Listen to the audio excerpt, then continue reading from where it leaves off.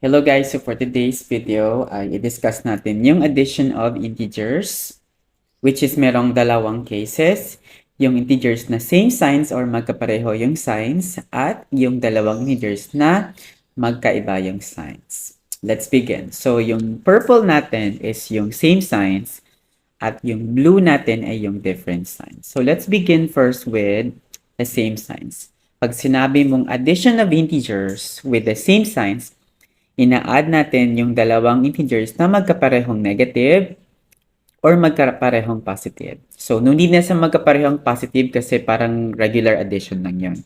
So, number 1, as you can see, is negative 2 plus negative 3. So, ano yung rule natin sa same signs? Well, nang gawin nyo lamang ay i-add yung dalawang numbers. So, 3 plus 2 is 5. And paano natin malaman yung correct na sign ng ating final answer? Well, kung ano yung sign ng dalawang integers na negative, yun ang magiging sign ng iyong final answer. So that is negative. Number 2, negative 4 plus negative 1. So again, add the numbers. 4 plus 1 is 5. And magkaparehong negative, so it should be negative. Sundin mo lang yung signs ng dalawang integers. Number 3, negative 6 plus negative 7. So 6 plus 7 is 13. And of course, dalawang negative is negative 13. And number 4, 8 plus 3 is 11. And that will give us negative 11 as our final answer. Number 5, of course, is negative 7. Yung magiging challenge natin today is yung addition ng integers na magkaiba yung signs. So let's proceed. As you have noticed, yung number 6 natin, negative 6 plus positive 4. Yung number 7, positive 8 plus negative 2. So it doesn't matter kung sinong mauna, si negative or positive, basta't yung mahalaga, magkaiba yung sign ng ating dalawang integers. Alright, let's answer. Anong rule natin dito? First, hindi tayo mag-a-add ng dalawang numbers if they have different signs. Ang gawin natin ay isubtract yung dalawang numbers. So, isubtract mo yung maliit sa malaking number. So, 6 minus 4 is 2. And, paano natin malaman kung aling sign ng ating susundin? Well, piliin mo lang kung aling number ang mas mataas sa dalawa. So sa case natin, between 4 and 6, alin yung mas mataas sa kanilang dalawa? 4 or 6? Siyempre, it's 6. At ano yung sign ng ating 6? It's negative. Kung ano yung sign ng mas mataas na number, yun din ang magiging sign ng ating final answer. So, it will be negative. Okay, number 7. 8 plus negative 2. Magkaiba yung signs. Again, isubtract yung dalawang numbers. 8 minus 2 is 6. Next, piliin natin kung alin yung mas mataas na number, 2 or 8. It's 8. At ano yung sign ng ating 8? Kahit walang sign yan, meron dyang invisible na positive. Therefore, our final answer is positive 6. Next, number 8. Negative 3 plus 1.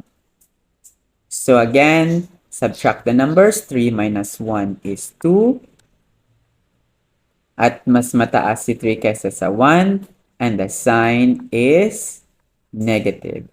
Therefore, our final answer should be negative 2. Next, number 10. 10 plus negative 8. Subtract 10 by 8. That is 2. And mas mataas yung 10. And it is positive. And so, the final answer is positive 2. Oops, parang magkapareho yung signs natin. So, I will make the other one positive. Okay? So, negative 6 plus positive 6. So, again, 6 minus 6 is 0. And that's it. Walang sign yung zero, so yun na yung ating sagot. At meron tayong property sa math na tinatawag na inverse property for addition. Pag ina-add mo yung dalawang numbers or integers na magkaiba yung sign nila, the answer will always be 0. Alright, so this time I will combine the two cases na, okay? Para mas ma-practice natin. So first number 1, analyze mo muna, magkapareho ba yung sign or magkaiba? Well, magkaiba yung sign, negative at positive. So anong gawin natin? We will subtract the two numbers. So 6 minus 2 is 4. At alin sa dalawang numbers ang mas mataas ang value, 6 or 2? It is 6, therefore the sign of our answer is negative. Number 2. Number 2, magkapareho yung sign. So, just add the numbers. 4 plus 1 is 5. And magkapareho yung sign. So, wala ka nang pipiliin. Negative na yung final answer natin, diba?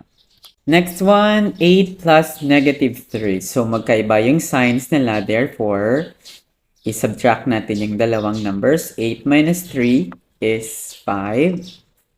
And between 8 and 3, 8 is higher than 3. So, our sign would be positive. Number 4.